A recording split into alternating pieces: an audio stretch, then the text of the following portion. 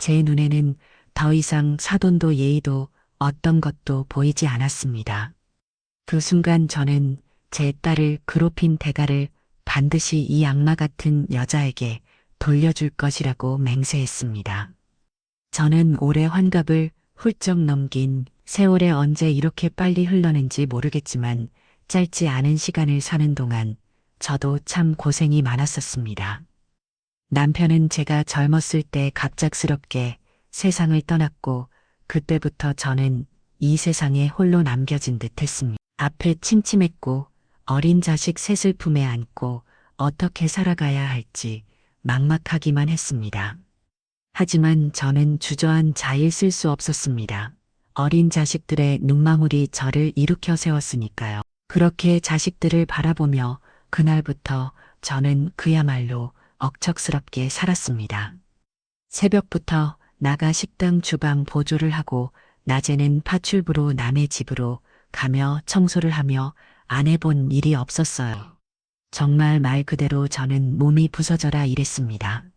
허리 한번 제대로 펴준 못하고 매일 밤 파김치가 되어 쓰러져 잠들기 일쑤였죠. 늘상 뼈 마디가 쏘시고 온 몸이 성한 곳이 없었지만 자식들 패골리지 않고 남들처럼 학교 보내는 것이 제 유일한 목표이자 희망이었습니다. 그 중에서도 제가 숨을 가장 아프게 했던 것은 제 장녀 큰딸이었습니다. 큰딸은 제 딸이 맞나 싶을 정도로 똑똑하고 영리한 아이였습니다. 어릴 때부터 책을 손에서 놓지 않았고 공부를 너무나 좋아했었죠. 학교에서 늘 1등을 놓치지 않았고 선생님들도 딸의 재능을 알아보시고 제 딸이 분명 크게 될 것이라고 입이 마르도록 칭찬했습니다. 하지만 제 딸은 그 빛나는 재능을 마음껏 펼치기 위한 기회조차 얻지 못했습니다. 못난 어미를 만나서 제 딸이 어렸을 때부터 고생을 해야 했거든요. 처음에는 어떻게든 자식들을 저 혼자 힘으로 키워내고 싶었던 저였지만 고생을 워낙 많이 한 탓인지 어느 순간부터 몸이 쇠약해지기 시작했습니다. 여유가 있었더라면 제때 치료받고 몸 관리를 했겠지만 당시 저는 그럴 수 있는 형편이 아니었죠. 돈도 없었고 쉬면서 병을 고칠 시간 여력도 없었어요. 그렇게 저는 저도 모르는 사이에 병을 키워갔고 결국 몸이 약해지고 병이 자리를 잡으면서 집안 형편은 더욱 어려워졌어요. 설상가상으로 제 허리 디스크가 심해져 한동안 일을 할 수 없게 되자 어린 제 딸은 학교를 그만두겠다고 나섰습니다. 엄마, 그러지 말고 이제 좀 쉬어. 엄마, 너무 무리해서 아픈 거야. 아니야, 엄마가 일 나가야지. 엄마, 이 몸으로 무슨 일을 해. 일을 안 하면 어떻게 하니? 우리 내 식구 먹고 살아야지. 걱정하지 마. 이제 내가 돈 벌게. 뭐? 너 아직 학생인데 네가 무슨 돈을 벌어? 엄마, 나 고등학생이고 2년만 지나면 성인이야. 지금 당장 아르바이트는 할 수 있어. 무슨 소리야? 학생의 공부를 해야지. 무슨 일을 한다고? 선준호, 대학 입시 준비해야지. 엄마, 사실은 나 대학 안 가기로 결정했어. 담임 선생님께도 취업계로 옮겨달라고 이미 말씀드렸어. 취업계라니? 너 엄마한테 상의도 없이 그게 무슨 짓이니? 엄마, 나도 집안 사정 다 알아요. 엄마, 지금 일할 수 있는 상태 아니잖아. 그래도 너는 아직 어린데 네가 무슨 일을 해? 엄마, 나 대학에 별로 욕심도 없어. 대학 가봐야 취업 준비하느라 또 힘들 텐데. 그냥 하루라도 일찍 취업해서 돈 벌고 싶어. 내가 돈 벌어서 동생들 학비 대주고 싶어. 나는 아니어도 동생들은 학교 다녀야지. 딸의 그 말에 저는 딸을 붙잡고 목 놓아 울었어. 공부도 잘하고 선생님들의 기대를 한 몸에 받던 아이가 대학을 포기하고 취업을 하겠다는 말에 억장이 무너졌어요. 자식의 앞길을 막는다는 죄책감에 심장이 찢어지는 듯했죠. 저는 그런 딸을 말려보려 했지만 다른 제 고집을 꺾고 학교를 포기했습니다. 그리고 저 대신 동생들 뒷바라지를 하며 어린 나이에 어른들이 집을 짊어져야 했죠. 큰딸은 동생들 학기를 벌기 위해 어린 나이에 온갖 구중 일을 마다하지 않았습니다. 학교에 양해를 구하며 야간에는 공장을 다니고 주말에는 식당에서 설거지를 했습니다. 그렇게 겨우 고등학교 졸업장을 딴 뒤로는 곧장 취업을 하여 제 대신 가장이 되었죠. 제 딸은 그렇게 자신을 희생하며 집안에 버티무게 되어 주었습니다. 저는 그런 딸에게 평생 갚아도 모자랄 빚을 줬다고 늘 가슴 한 구석에 미안함과 고마움이 사무쳤습니다. 언젠가는 반드시 제 딸에게 이 은혜를 갚으리라. 그녀가 희생했던 모든 것을 돌려주리라 다짐하고 또 그때 제 마음에 맺힌 큰 딸에 대한 미안함과 한은 쉽게 잊을 수 있는 것이 아니었죠. 그렇게 시간은 흘렀고 다행히 제기도 기회가 찾아왔습니다. 뒤늦게 지인의 권위로 보험일을 뛰어들면서 저의 악착 같은 근성과 사람을 대하는 진정성 덕분에 점차 인정을 받기 시작했습니다. 처음에는 작은 기약 하나 따기도 힘들고 사람들에게 거절당하는 것도 견디기 쉽지 않았었지만 포기하지 않고 발로 뛰며 고객 한 분 한 분께 최선을 다했더니 결과가 좋더라고요. 그렇게 신뢰가 쌓이고 입소문이 나면서 저는 마침내 이 바닥에서 꽤나 알아주는 성공한 보험인이 되었습니다. 고객의 일을 제 일처럼 생각하며 독자 고객님들이 고맙다며 줄줄이 저를 지인들에게 소개해 주었고 그렇게 저는 여러 인맥을 쌓다며 몇 년간 보험왕의 자리를 꿰찰로 했었으며 덕분에 예상치 못한 큰 돈을 벌게 되었고 저는 그제서야 오랜 세월 저와 제 자식들을 짓눌렀던 가난의 굴레에서 벗어날 수 있게 되었습니다. 그렇게 조금 늦었지만 그때가 되어서야 그동안 제대로 신고생했던 큰 딸에게 뭔가를 해줄 수 있게 되었다고 생각했죠. 저는 딸에게 제가 해줄 수 있는 모든 것을 해주려 노력했으며 제일 먼저 딸이 못다 이룬 꿈을 펼칠 수 있도록 딸이 그토록 가고 싶어 있던 대학에 보내줬습니다. 처음에는 망설이던 딸도 제 진심에 결국 눈물을 흘리며 입학을 결정했습니다. 그리고 저는 딸아이에게 좋은 차를 사주고 대학을 졸업한 뒤에는 원하는 일을 할 수 있도록 전폭적인 지원을 아끼지 않았습니다. 착한 딸은 바라는 게 없다며 늘 제 도움을 마다했지만 저는 그런 딸에게 뭐라도 하나 해주지 못해 안달이었어요. 비로소 제가 엄마 노릇을 할 수 있다는 게 얼마나 다행이었는지 모르거든. 그렇게 저의 뒷바라지에 딸은 뒤늦게 남아 자신의 재능을 꽃피우며 너무나 행복해했습니다. 저도 딸의 환한 미소를 보며 비로소 오랜 가슴에 짐을 조금이나마 내려놓을 수 있었죠. 그런 딸이 어느 날 좋은 남편을 만나 결혼을 한다는 소식을 들었을 때 저는 정말로 기뻤습니다. 사실 그곳이야말로 제가 늘 바라던 것이었거든요. 남편이 일찍 떠나서 고생했던 저와 달리 제 딸만큼은 좋은 남편을 만나서 그 사람 물타리 안에서 행복하기를 바랐었거든요. 그래서 딸아이의 결혼 소식을 들었을 때 저는 세상을 다 얻은 느낌이 들었습니다. 이제야 내 딸이 진정한 행복을 찾고 안정된 가정을 이루는구나 싶어 행복감에 밤잠을 설치기도 했죠. 다행히도 사회가 될 사람은 싹싹하고 성실해 보였습니다. 저에게도 깍듯이 내고 무엇보다 제 딸을 끔찍이 아끼는 모습에 저는 의심 없이 모든 것을 믿었습니다.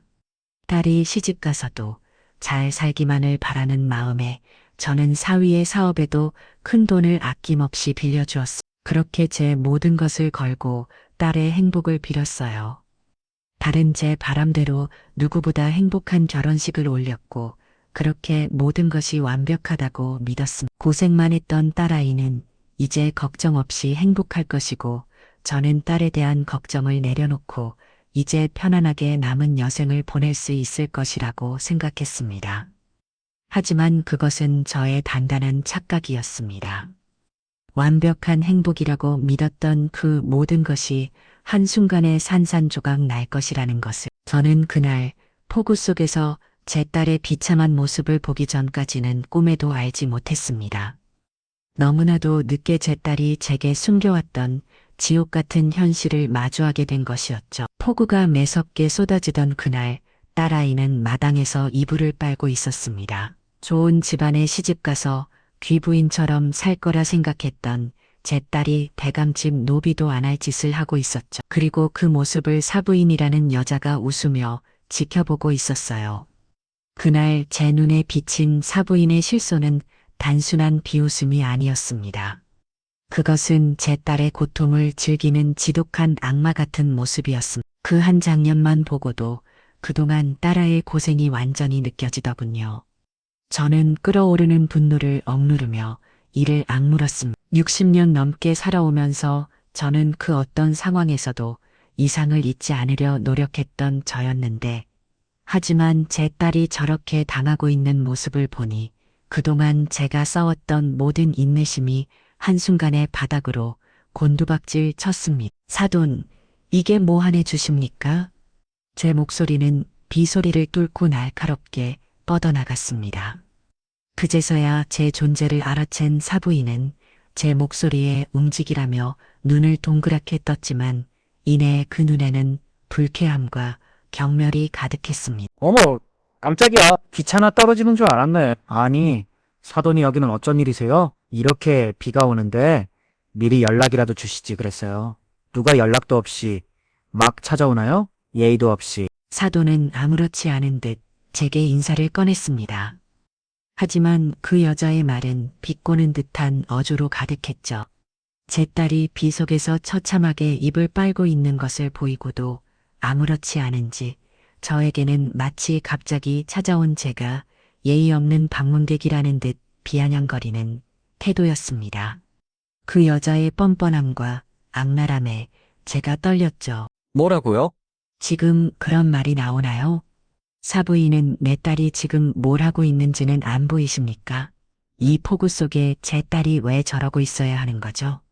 저는 떨리는 마음을 겨우 진정시키며 목소리를 높였습니다. 따지기 전에 어디 설명이라도 들어보자는 심정이었죠. 그러자 제 말에 사부인은 코웃음을 치며 말하더군요. 아, 이거요? 별거 아닙니다. 그냥 제가 면회 교육 좀 시키는 중이었거든요. 교육이요? 대체 무슨 교육을 하신다고? 이 비가 오는 날 저희 딸애를 마당에서 일 시킵니까? 원래 비 오는 날 이불 빨래가 제맛이거든요. 물도 아낄 수 있고 빗물에 푹 자르면 빨래도 더 잘 빠지고요. 안 그러니야. 그녀는 제 딸을 향해 고개를 돌리며 잔인하게 묻더니 다시 저를 보며 말했습니다. 지금 그걸 말이라고? 사돈, 지금 딸 자식을 비 오는 날 빨래 좀 시켰다고 얀상을 높이시는 모양인데요. 사돈은 그럴 자격이 없으십니다. 뭐라고요? 자격이 없다며? 그럼 제가 제 딸이 이런 고육을 치르는 걸 보고 또 참아야 한다는 말입니까?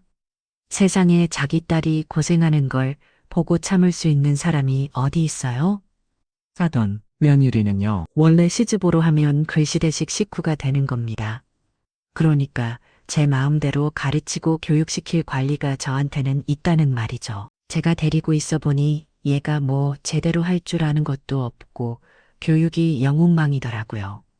그동안 사돈께서 집에서 제 면으로 오냐오냐 키우신 건 알겠는데 여긴 사돈 떡이 아니지 않습니까? 제 집에 제 방식대로 하는 걸 가지고 사돈께서 간섭하실 일이 아닌 것 같은데요. 그녀의 말 한마디 한마디가 비수가 되어 날아왔습니다. 내 딸을 자기 소유라고 생각하고 괴롭히고 있었는지 저는 그 순간 딸의 눈에 비쳤던 공포의 의미를 깨달았었다고 소유 의미를 깨달았습니다. 딸은 그동안 이 모든 것을 혼자 감내해야 했고 엄마가 속상할까봐 혹시나 자신이 제게 짐이 될까봐 착한 제 딸은 그렇게 지옥 같은 시집자리를 홀로 버티고 있었던 것이었습니다. 그렇다고 이런 짓거리가 제대로 된 교육이라 생각하나요? 내 딸이 이렇게 비 오는 날 비를 맞아가며 이불을 빨고 당신은 우산을 쓴 채 그걸 비우는 게 당신 집안의 방식이라면 저는 더 이상 이런 집구석에 제 딸을 들 수가 없겠네요. 뭐예요? 지금 크게 무슨 소리? 내 딸 데려가겠다고요. 저희 손주더는 이 집 며느리 안 할 겁니다. 저는 호언장담하며 얘기했지만 제 말에 사보이는 코웃음을 쳤습니다. 이쿠, 그래서 지금 뭐 이혼이라도 시키겠다는 소리예요? 아니, 딸까지는 엄마가 겁이 없네. 어디 부모가 딸 이혼시키겠다는 소리를 해요? 여자가 이혼하면 얼마나 고생하는지도 모르는. 자기가 남편 없이 살았다고 딸도 그렇게 살게 할 건가? 이래서 여자는 지 엄마 팔자 닮는 거라는데. 뭐라고? 여자가 지금 무슨 소리 하는 거야? 내 팔자가 뭐 어때서? 당신이야말로 그 딸 위로 살아서 남의 딸 당신 하는 짓거리 보니까 그동안 내 딸이 이 집안에서 무슨 취급을 받았는지 잘 알겠네. 분명 당신 아들도 당신 같아서 내 딸한테 이따위로 했겠지. 그런 사람들이랑 같이 지내는 이 내 딸. 내가 다시 데려갈 거야. 그리고 당신들 절대로 용서하지 않을 거야. 그 순간 딸을 위해서라도 해야겠다고 결심한 저는 사보이의 머리카락을 잡아당겨 버렸습니다. 아, 당신 뭐 하는 거야? 지금 이게 뭐 하는 짓이야? 무슨 짓이기는 내가 이 꼴을 보고도 당신을 가만히 둘 줄 나 오늘 당신 가만 안 둔다. 어디 너 죽고 나 살자. 이 여자가 정말 미쳤나? 너라고? 이거 놓고 얘기해. 제게 머리채를 잡힌 사보이는 손을 놓으라고 말했지만 저는 쉽게 그 여자를 놓아줄 생각이 없었어. 늘 거슬리고 머리도 면도날처럼 날카로워 보이는데 오늘 아주 나한테 다 걸리게 생겼네. 어떠셔? 당신 양심만큼 머리털도 금방 없어질 것 같은데? 아예 이 노랭이 말이야. 이 여자야. 내 머리 놓으라고. 제가 얼마나 머리채를 붙잡고 있었는지 사보이도 한참 악다구니를 쓰다가 지친 듯 했습니다. 그걸 확인한 뒤에야 저는 딸아이에게 짐을 싸서 나오라고 시켰습니다. 선주야, 가서 너 짐 싸. 이제 엄마랑 집에 가자. 엄마. 그 와중에도 딸아이는 짐을 보고 거절하는 듯 망설이고 있었습니다. 선주야, 너 앞으로도 계속 이런 대접을 받고 이 집에서 살 거야? 엄마는 네가 이런 꼴 당하는 걸 더는 못 봐. 아니야. 나도 이렇게 살고 싶지 않아. 알겠어. 짐 싸올게. 저는 딸을 돕기 위해 딸과 함께 집으로 들어갔습니다. 그러자 순간 제 눈에 거실 장식장이 들어왔습니다. 그중 유독 눈에 띄는 몇 가지가 보였죠. 그건 제가 그동안 사돈에게 선물했던 것들이었습니다. 멀리 여행 가서 사왔던 고가의 장식품들, 비싼 그릇과 찻잔들까지 제가 전달한 선물들이 그 집 거실장에 아주 가지런히 놓여 있더라고요. 순간 그걸 보는데 너무 열이 받았어요. 제일 귀한 내 딸은 그런 취급을 해놓고 나한테 받은 선물은 진열을 해놓은 걸 보니까 약이 오른 거죠. 그래서 저는 진열장을 열어 선물들을 집어 던지기 시작했습니다. 그걸 본 사부인의 얼굴도 경악과 공포로 얼룩져갔죠. 아니, 당신 미쳤어? 이 여자가 왜 이래? 정말? 남의 집 물건을 가지고 왜 난리냐고? 이것들 다 내가 그때 선물했던 거잖아. 내 딸 다시 데려갈 거니까 내가 준 선물들도 다시 수거해야지. 그게 당연한 거 아니야? 아무리 그렇다고 그래도 이게 뭐야? 좋다가 뺏는 게 어디 있어? 미쳤어. 정말? 그래, 미쳤다. 나 아주 눈이 돌았어. 그러니까 나 건들지. 저는 사부인에게 옛날에 전달했던 비싼 명품 핸드백을 가져와 마당의 흙탕물 속에 내동댕이 쳤습니다. 그리고 발로 밟았습니다. 가족이 찢어지고 모양이 엉망이 되는 소리가 빗소리와 함께 기석하게 들렸죠. 그러자 그 여자가 가방을 지키겠다고 밟아보라고 했습니다. 사람은 귀한 줄 모르고 겨우 그깟 물건들이 중요한 사부인이 기막혔습니다. 지금 뭐 하는 짓이에요? 그거 얼마짜린 줄 알아요? 이게 얼마짜리든 이제 무슨 상관이야? 어차피 내 돈으로 산 건데. 그리고 당신 말이야. 이 와중에 찬이 엄청 없네? 내 딸한테는 그따위로 해놓고 이게 아이고 이게 뭔 난리야 정말. 아니 진짜로 애들 이혼식이라고 작정을 했어요. 사돈 그럼 내 말이 빈말인 줄 알았나 보지? 당연히 이혼식일 거니까 사돈이라는 그 소리도 입에 올리지 마. 나는 내 딸을 지키기 위해 서라면 어떤 짓이든 할 거니까. 그렇게 한바탕 난리를 피우고서야 저도 조금 진정이 되는 듯 했어요. 그 세 딸이 짐을 싸들고 나왔고 저는 딸을 보호하며 그 자리를 벗어나기로 했습니다. 선주야, 괜찮니? 응, 나는 괜찮아, 엄마. 그래, 이제 다 괜찮아. 엄마가 다 해결할 거야. 너는 더 이상 여기서 고통받지 않을 거야. 엄마, 나 너무 무서웠어. 너무너무 집에 가고 싶었어. 그래, 우리 이제 집에 가자. 엄마가 우리 딸 끝까지 시켜줄 거야. 저는 딸의 손을 잡고 서둘러 그 집 마당을 벗어났습니다. 사고 있는 뒤에서 분통을 터뜨리며 소리를 질렀지만 저는 뒤돌아보지 않았습니다. 그렇게 집으로 돌아가 딸을 진정시킨 뒤에야 저는 딸에게 그동안에 일어났던 일을 알게 되었습니다. 너희 엄마가 너를 어떻게 가르쳐서 이 모양이냐? A, B 없이 커서 이 모양인 건지 어떻게 너는 제대로 배운 게 하나도 없니? 아주 기본이 안 되어 있어. 기본이. 저와 저희 가족을 향한 비난은 기본이었고 심지어는 친정에 돈 좀 있다고 아주 기고만장한 장하다며 제가 해준 지원까지 비하한 양거렸다고 했습니다. 그렇게 딸에게는 시집살이가 일상이었고 툭하면 친정에 얘기하기만 해보라며 협박까지 했다고 했죠. 참다 못한 딸이 사위에게도 여러 번 도움을 청했지만 사위는 늘 자기 엄마 편이었다고 했습니다. 자기 엄마가 별로라 해도 나쁜 사람은 아니라며 저희 딸이 좀 더 이해해야 한다고 사부인 편을 들기 바빴다고 했죠. 심지어 집으로 먼저 이혼 얘기를 꺼내면서 제 딸을 압박했다고도 했어요. 이혼이라도 하면 엄마가 얼마나 슬프시겠냐고 그런 얘기를 자꾸 들으니까 이혼 생각을 할 수가 없었어. 내가 결혼할 때 엄마가 그렇게 좋아했었잖아. 그렇다고 그걸 참고 살았어. 엄마는 손준이가 행복하기를 바란 거야. 네가 이혼을 한다고 해서 엄마가 무슨 실망을 하겠니? 애초에 잘못은 그것들이 한 건데 제가 그토록 믿었던 사위마저 이토록 비열한 인간이었다니 정말 믿을 수 없었습니다. 제 딸이 이런 지옥 속에서 혼자 못부림치고 있었다니 속이 찌는 기분이었다. 하지만 제가 모든 것을 알아버린 이상 더는 두고 볼 생각은 없었습니다. 저는 딸의 머리를 쓰다듬으며 굳게 다짐했었다고 했죠. 이미 제 머릿속에는 복수의 그림이 선명하게 그려지고 있었거든요. 단순히 딸을 이용시키는 것을 넘어 이 악인들에게 철저한 대가를 치르게 할 거라고 다짐했습니다. 미안해 엄마. 내가 좀 더 잘할 걸. 괜히 바보같이 그려서 엄마를 속상하게 했나 봐. 괜찮아. 내가 좀 더 잘할 걸. 그니까 내가 좀 더 잘할 걸. 그니까 바보같이 그려서 괜찮아. 울지 마라. 네가 잘못한 건 없어. 그것들이 잘못했으니 졸값을 치러야겠지. 엄마가 반드시 복수해 줄 거야. 그러니까 선준우는 이제 아무 걱정하지 말고 엄마만 믿으면 돼. 이제 더 이상 감상에 저저를 시간은 없었습니다. 저는 제 딸의 눈물을 닦아주고 이 모든 고통을 대갚아주기 위한 치밀한 복수극을 시작해야 했으니까요.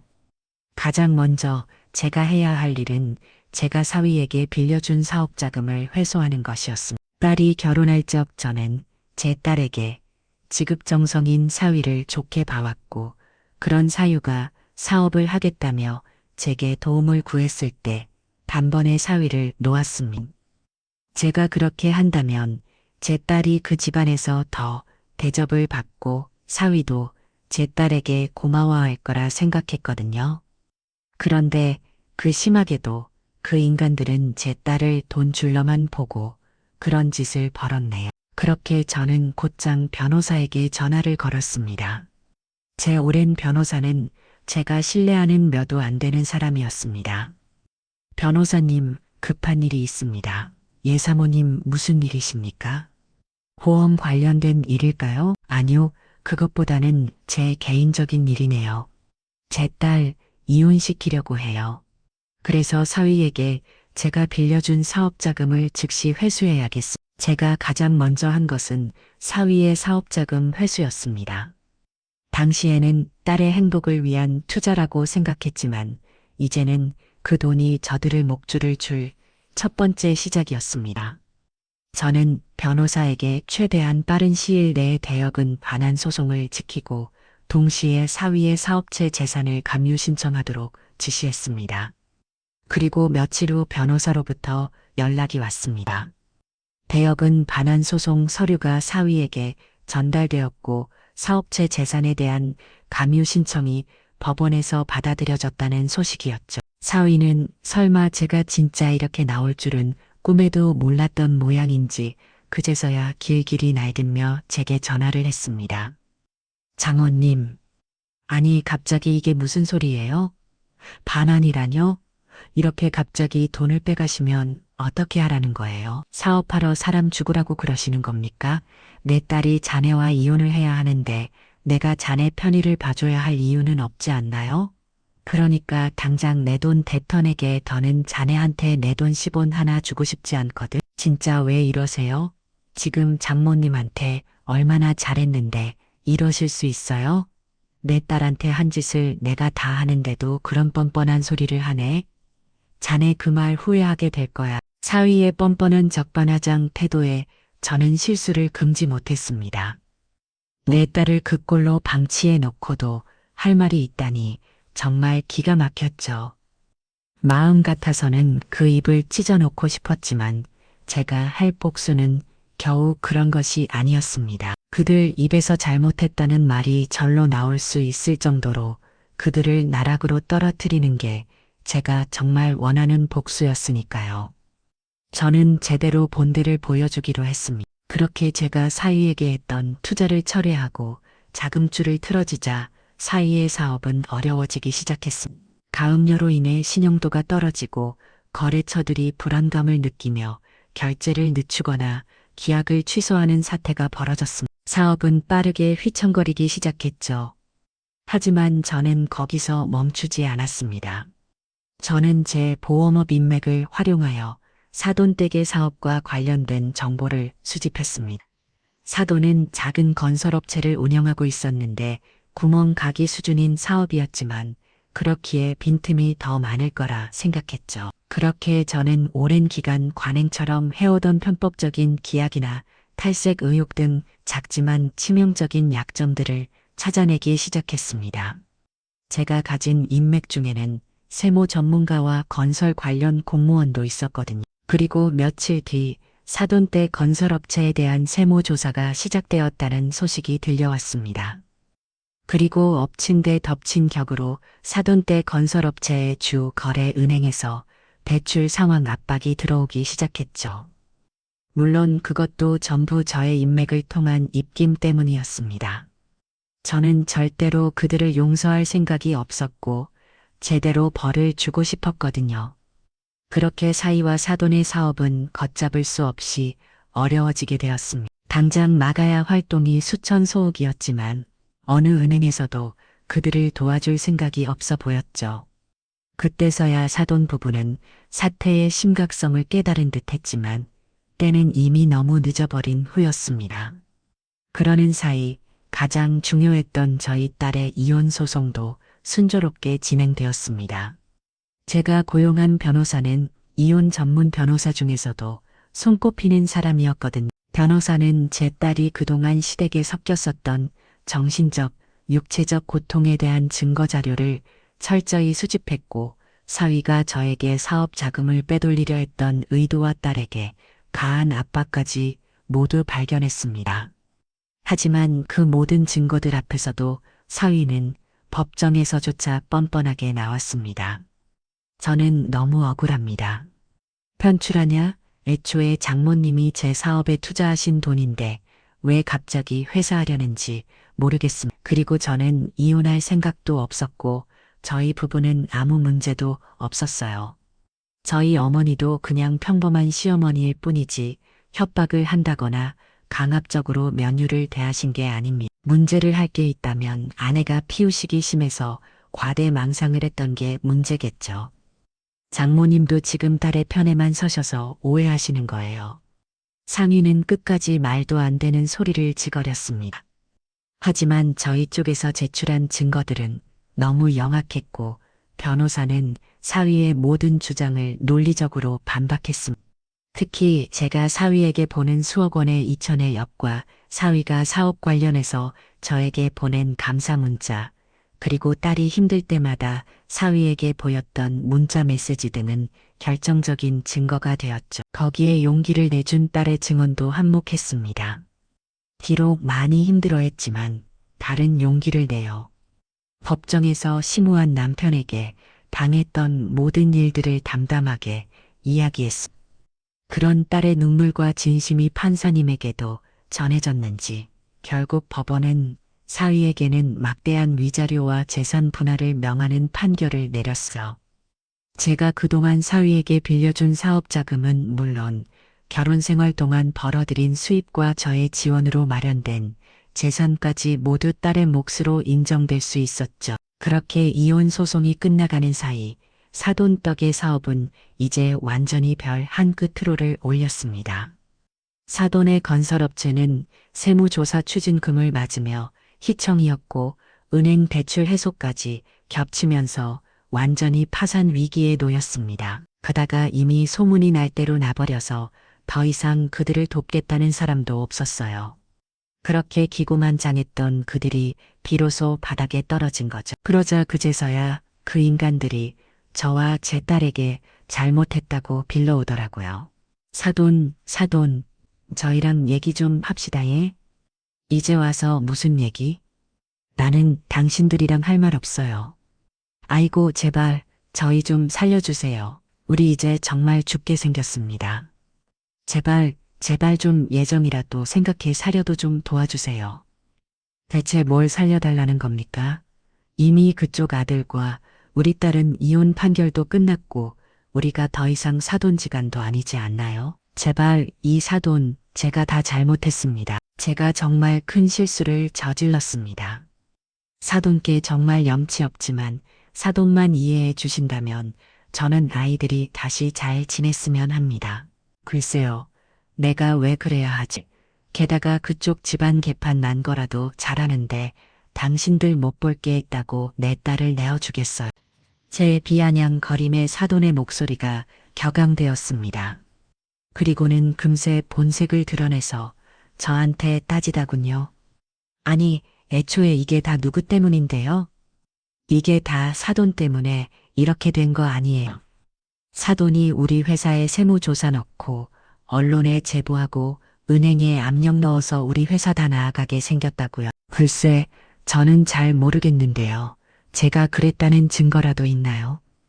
그리고 설령 제가 한 짓이라고 해도 무슨 잘못일까요? 애초에 잘못한 사람이 문제인 거지. 아이고, 사돈 제발 좀 꺼도 주세요. 사돈 정말 잘못했습니다. 저니까 정말 잘못했습니다. 저희가 미쳤었나 봅니다. 제발 용서해 주세요. 제발 다시는 안 그러겠습니다. 제발 회사만 살려주세요. 우리 집안 망하면 안 됩니다. 사돈, 저희들 아주 길바닥에 나가게 생겼다고요. 당신들은 당연히 망해야지. 당신들이 내 딸 눈에서는 핀 물을 생각하면 겨우 이 정도로는 어림도 없어. 정모님, 제발 저희 한 번만 살려주세요. 제가 잘못했습니다. 제가 죽을지를 지었습니다. 무슨 죽을지 너는 내 딸에게도 장모인 나에게도 단 한 번도 진심으로 잘한 적이 없어. 내가 이제 와서 자네 많은 믿을 것 같은가? 이 표독스럽고 뻥뻥한 아닌간 아닙니다, 장모님.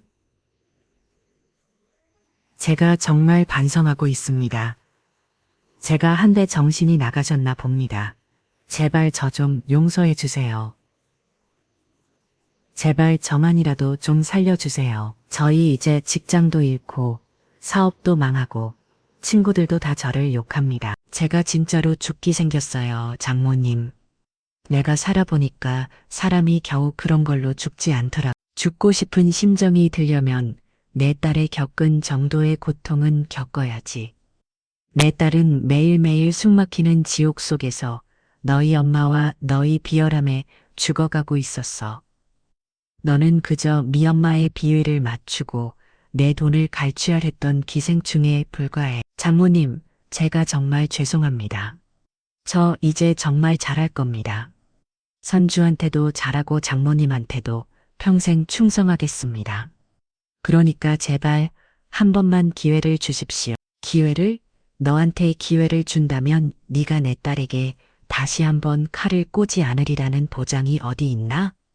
나는 한 번 배신한 사람은 절대 믿지 않아.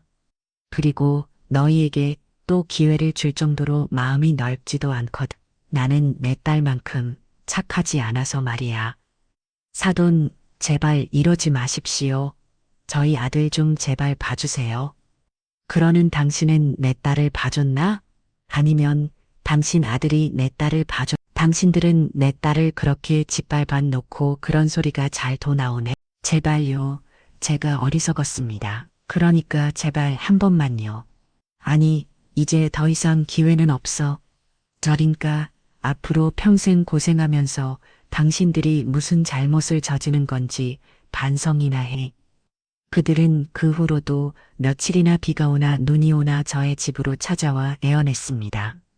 지나가는 이후들이 그들을 보며 수근거렸지만 저는 개의치 않았습니다. 그들이 겪는 수치심은 제 딸이 겪었던 고통에 비하면 아무것도 아니라고 생각했으니까요. 그렇게 그 뒤로 결국 사돈의 건설업체는 최종 부도 처리되었습니다. 모든 재산이 경미로 넘어갔고 사돈 부부는 평생 모았던 재산은 물론 빚더미에 앉게 되었습니다. 서예 역시 제독에 운영하던 사업을 정리해야 했고 사회적으로 완전히 매장당했습니다. 한때 잘 나가던 사업가였던 사위는 이제 신용불량자가 되어 아무것도 할 수 없는 처지가 되었습니다. 제가 의도했던 대로 그들은 제가 그들에게 선물했던 지옥 속에서 허우적거렸습니다. 재산뿐만 아니라 그들의 명예와 자존심까지 모두 산산조각 났으니까요. 그렇게 완전히 망하고 주저앉은 그들이 매일같이 술에 절어 살고 서로를 원망하며 싸운다는 소문이 들려왔습니다. 한때 그들의 오만함을 빛내던 저택은 경매로 넘어갔고 그들은 결국 허름한 곳으로 쫓겨나 비참하게 살아가고 있다고 했죠. 저는 그들의 몰락 소식을 들으면서도 조그만 죄책감도 느끼지 않았습니다. 오히려 통쾌하고 후련한 감정을 많이 느꼈습니다. 저는 그 결과가 재판 때문이라고 생각하지 않습니다.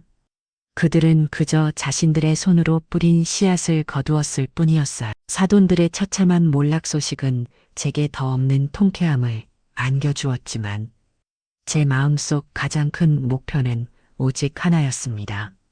바로 제 딸의 상처를 치유하고 그녀가 다시 웃음을 되찾는 것이었죠. 다른 이혼 절차가 마무리되고 모든 소송에서 승리하며 억울함을 풀었음에도 불구하고 여전히 마음 한 구석에 깊은 그림자가 드리워져 있었으며 몇 년간의 지옥 같은 시집살이는 어린 시절 제가 주었던 상처만큼이나 깊은 생채기를 남긴 듯했죠. 하지만 딸은 오히려 저를 걱정했습니다. 엄마 정말 괜찮아? 나 때문에 너무 무리한 건 아니지. 그럼 선주야. 엄마는 괜찮아. 엄마는 네가 행복해야 괜찮은 거야. 네가 이렇게 엄마 옆에 있어주는 것만으로도 엄마는 충분히 행복하단다. 그러니까 걱정 말고 이제 우리 가족들이 행복하게 살자. 앞으로는 네가 하고 싶은 거 다 하고 가고 싶은 거 다 가고 먹고 싶은 거 다 먹으면서 그동안 네가 희생했던 삶을 잊고 이제는 너를 위해서 살았으면 좋겠어. 나도 정말 그러고 싶어, 엄마. 그래, 이제 그러자. 엄마도 선주은의 행복을 위해서 살아갈게. 딸은 제 말에 마른 눈물을 흘렸습니다. 저는 딸의 눈물을 닦아주며 딸아이가 마음껏 울도록 내버려 두었습니다.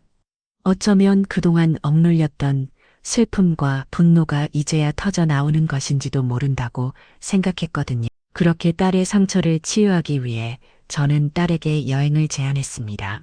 생각해보니 그동안 일하느라 바빠서 딸과 제대로 시간을 보낸 적이 없는 것 같더라. 어렸을 때는 해준 게 워낙 없다 보니 돈으로 챙겨주는 게 좋은 일이라 생각했는데 어쩌면 돈보다 귀한 것이 있는 게 아닌가 싶은 생각이 들었죠. 두고두고 생각날 추억과 기억들 말이에요. 그래서 저는 딸에게 저와 단둘이 여행을 떠나자고 제안했습니다. 선주야, 엄마랑 여행 갈까? 여행, 갑자기 무슨 여행? 그냥 어디로든 가보면 어떨까 해서 우리 세상에서 가장 아름다운 곳으로 여행을 떠나자. 엄마를 네가 가고 싶었던 곳, 네가 꿈꾸었던 곳이 있다면 어디든 좋아. 그새 이혼한 지 얼마나 됐다고 그렇게 해도 될까? 무슨 말이야 그게? 네가 이혼한 게 이 타도 아니고 죄를 지은 것도 아닌데 여행 목적이 뭐가 있냐? 너는 이제 자유의 몸이야. 더 이상 누구에게도 구속되지 않고 당당히 살 수 있다고. 그러니까 앞으로는 모든 일을 네가 원하는 대로 살아. 처음에는 망설였지만 제 진심 어린 제안에 결국 고개를 끄덕였습니다. 그렇게 저희 모녀는 한 달 동안 유럽 배낭 여행을 떠났습니다. 파리에서 에펠탑 아래 시원한 바람을 맞으며 웃었고 로마의 콜로세움 앞에서 역사의 숨결을 느끼며 감탄했습니다. 스위스 알프스의 푸른 초원에서 함께 손을 잡고 뛰었고 이탈리아 해변에서 따사로운 햇살을 맞으며 평화로운 시간을 보냈습니다. 그렇게 꿈같은 행복한 여행이 이어지면서 힘들어하던 딸이 조금씩 변하기 시작했습니다. 처음에는 굳어있던 얼굴에 미소가 번지기 시작했고 눈빛에는 다시 생기가 돌았습니다. 어느새 낯선 사람들과 스스럼 없이 대화하고 새로운 문화를 경험하며 활짝 웃는 딸의 모습을 보며 저는 정말 감사했습니다. 그 모습이 바로 제가 그토록 바랐던 딸의 행복한 모습이었으니까요. 그렇게 여행이 마무리되어 가던 어느 날 밤 딸이 제게 물었습니다. 엄마는 나 때문에 힘들다고 생각한 적 없어? 무슨 한 번도 그런 적은 없어. 다만 너한테 미안한 적은 많았지. 엄마가 너무 모질한 부모라서 말이야. 예전에는 내가 엄마한테 짐이 된다고 생각했어. 내가 없었으면 엄마는 더 편하게 살 수 있었을 텐데 그런 생각을 했었어. 무슨 소리야, 선주야. 너는 엄마에게 단 한 번도 짐이 된 적이 없어. 너는 엄마의 가장 큰 자랑이고 엄마가 살아가는 이유였어. 네 덕분에 엄마가 더 강해질 수 있었고 너희 동생들도 잘 키울 수 있었던 거야. 엄마의 가장 큰 성공은 돈을 번 것이 아니라 너희들을 이렇게 잘 키우는 거야. 엄마 고마워. 정말 미안하고 고마워. 미안해 하지 마. 오히려 엄마가 미안하지. 너에게 그런 아픔을 겪게 해서. 하지만 이제는 다 끝났어. 너는 이제 자유야. 네가 원하는 대로, 네가 행복한 대로 살면 돼. 그렇게 서로의 마음을 조금 더 터놓으면서 저와 딸의 사이는 더욱 가까워지게 되었습니다. 덕분에 단둘이 떠났던 여행은 즐거움의 연속이었고 여행에서 돌아온 딸은 완전히 다른 사람이 되어 있었습니다. 여행길에서 용기를 얻었는지 딸아이는 자신의 꿈을 향해 다시 한번 도전하기로 결심했습니다. 예전에 제가 보냈던 대학에서 얻은 지식과 경험을 바탕으로 자신만의 사업을 시작하겠다고 했거든요. 그리고 저는 그런 딸의 새로운 도전을 전폭적으로 지지하기로 했습니다. 사무실을 얻는데 필요한 자금을 지원하고 제가 아는 경영 전문가와 회계사들을 연결해 주었죠. 그저 제 딸이라서가 아니라 투자 가치를 느끼거든요. 그 후로 딸은 밤낮으로 열심히 일했습니다. 딸의 아이디어와 열정은 빛을 발했고 사업은 빠른 속도로 성장했습니다. 처음에는 작은 온라인 쇼핑몰로 시작했지만 곧 유명세를 타며 오프라인 매장까지 확장하게 되었습니다. 딸은 이제 어엿한 CEO가 되었어요. 수많은 직원들을 이끌며 리더로 성장했습니다. 저는 그런 딸의 성공적인 모습을 보며 매일매일 행복했어요. 딸은 이제 더 이상 과거의 상처에 얽매이지 않았습니다. 그의 눈빛은 자신감으로 가득했고 얼굴에는 늘 환한 미소가 떠나지 않았죠. 덕분에 저도 이제 편안하게 제 여생을 즐기고 있습니다. 그동안 열심히 살아온 덕분에 경제적 자유와 무엇보다 소중한 딸과의 행복한 시간은 제 삶의 가장 큰 선물입니다. 아직도 가끔씩 전 사돈떡이 처참한 소식을 접하기도 하지만 제 마음에는 더 이상 분노나 증오가 남아있지 않습니다. 그들은 자신들의 업보를 스스로 감당하고 있을 뿐이니까요. 그리고 제 딸은 이제 진정한 행복을 찾았습니다. 딸아이는 더 이상 비를 맞으며 이불을 빨지 않습니다. 대신 햇살 가득한 곳에서 자신의 꿈을 펼치고 사랑하는 사람들과 함께 행복한 미래를 만들어 가고 있죠. 저는 그런 딸의 모습을 보며 매일매일 감사하고 만족스러운 삶을 살아가고 있습니다. 그날은 제 평생 잊을 수 없는 날이었습니다. 천둥번개가 내리치고 유난히 앞에 보이지 않을 정도로 비가 쏟아지던 오후였죠. 하늘이 뚫린 듯 쏟아지는 폭우 속에 난 우산 하나에 몸을 의지한 채 익숙한 골목을 걸어 들어갔습니다. 그때 멀리 앞에서 딸이 지내는 집 대문을 보게 되었습니다. 그날 제가 왜 갑자기 딸의 집을 가게 되었는지 그건 저도 잘 모르겠습니다. 그냥 왠지 모르게 그날따라 딸을 봐야겠다는 강렬한 기분이 들었거든요. 그렇게 딸이 사는 집의 대문을 열게 된 순간 제 심장이 쿵 하고 떨어지는 것 같았습니다. 마당 한가운데 빗물에 흠뻑 젖은 제 딸이 폭우 속에서 이불을 빨고 있는 모습을 보게 되었거든요. 선주야, 너 지금 이게 뭐 하는 거냐? 무슨 상황이야 대체? 한 걸음 한 걸음 딸아이에게 다가갈수록 저는 더욱 당황할 수밖에 없었습니다.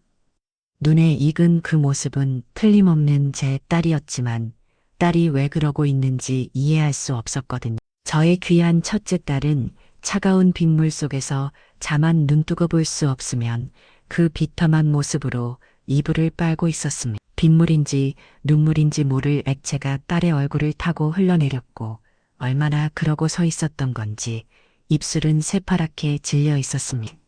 제가 그동안 얼마나 고생하며 키웠던 딸인지 어쩌다 이런 꼴이 되었는지 순간 머리끝까지 피가 거꾸로 솟는 듯한 분노가 침이 올라왔습니다. 그런데 그때 딸이 저를 발견하고는 눈이 휘둥그레지더니 하던 일을 멈추고 굳어지더라고요. 그런 딸의 얼굴에는 순간적으로 두려움과 질린 표정이 역력했습니다. 엄마가 여기 어떻게 왔어? 선주야, 너 지금 뭐 하고 있어? 비가 이렇게 많이 오는데 이게 대체 뭐야? 엄마, 빨리 집에 가. 여기 있으면 큰일 나. 시어머니한테 들키면 진짜 큰일 나. 그게 무슨 말도 안 되는 말이니, 선주야. 들키다니, 왜 큰일이나? 딸의 목소리는 빗소리에 묻혀 희미하게 들렸지만 그 속에는 비명과 튼 절박한 절음에 담겨 있었습니다. 시험한테 들키면 큰일 난다는 딸의 말은 마치 비수처럼 제 가슴을 꿰뚫었습니다. 도대체 그동안 무슨 일을 당했길래 시호의 눈치를 저렇게 보는지 제 딸의 눈빛에 비친 공포는 그동안 그녀가 겪었을 고통을 고스란히 보여주는 듯 했어요. 도대체 얼마나 심한 시집살이를 당했으면 자신의 엄마가 찾아온 것을 이토록 두려워하는 것일까요? 저는 자꾸 끓어오르는 분노를 억누른 채 딸에게 다가가려 했습니다. 그런데 그때 제 등류에서 섬뜩한 인기척이 느껴졌고 고개를 돌리자 그곳에는 우산을 든 채 서 있는 사부인이 있었습니다. 사부인의 얼굴에는 묘한 미소가 걸려 있었죠. 그 미소는 제 딸의 비참한 모습을 비우는 듯한 차가운 실소였습니다. 비웃음이 가득한 징그러운 그 얼굴. 사부인은 제 딸의 비 속에서 고통스럽게 이불을 빨고 있는 모습을 마치 구경거리라도 되는 양 즐기고 있는 듯 했습니다. 그 순간 제 안에서 뭔가가 툭 하고 끊어지는 소리가 들렸습니다. 제 딸을 이토록 처참하게 만든 저 악마 같은 여자를 가만두지 않겠다는 본능만이 들끓었어요.